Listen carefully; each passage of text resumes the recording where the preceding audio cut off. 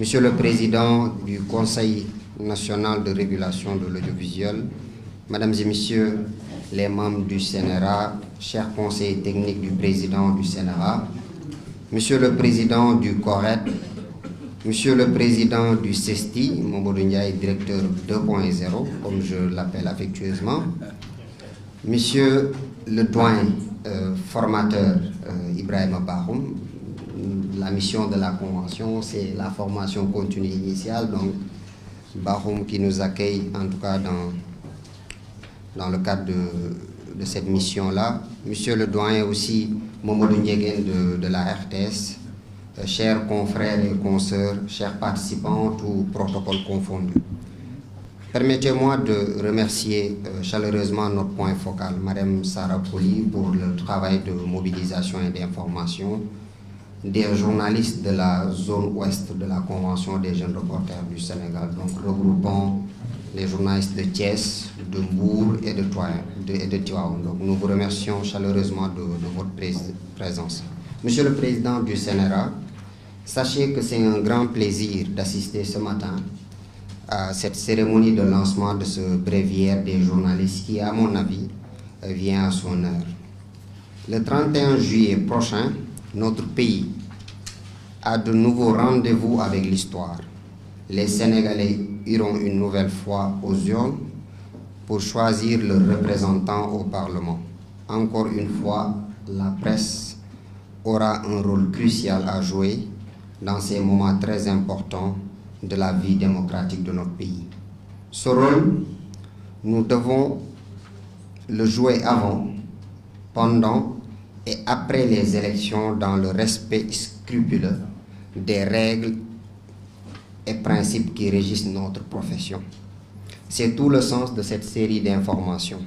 Et comme vous le savez, chers confrères et consoeurs, en temps de campagne électorale, les tensions montent, les passions se cristallisent dans l'espace public et une attention particulière est accordée au travail des journalistes et des techniciens perçus comme des arbitres du jeu politique et démocratique.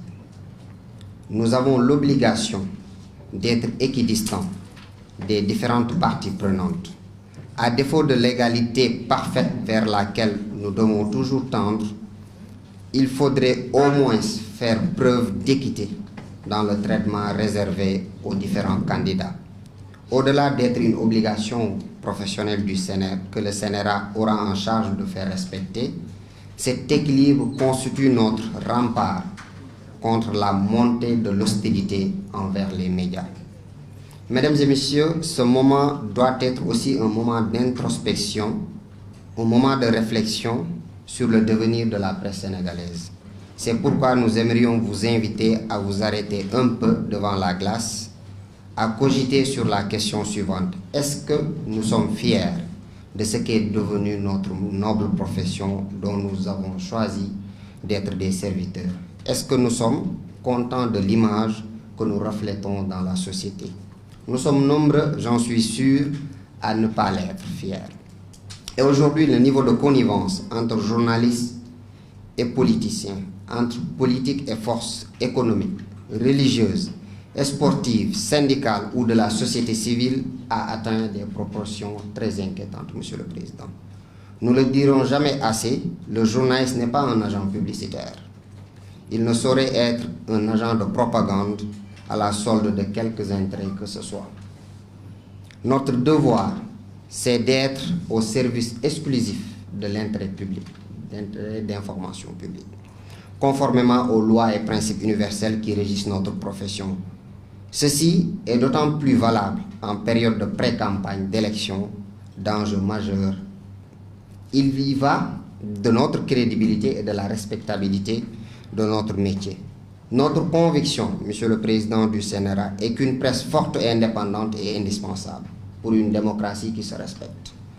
Tout ne dépend certes pas du journaliste, mais nous détenons entre nos mains une bonne partie de la solution, parce qu'à la fin de la journée, c'est nous et journalistes reporters qui sommes les seuls et uniques producteurs attitrés de l'information, la vraie, qui doit être éloignée de toute considération partisane et velléité manipulatrice.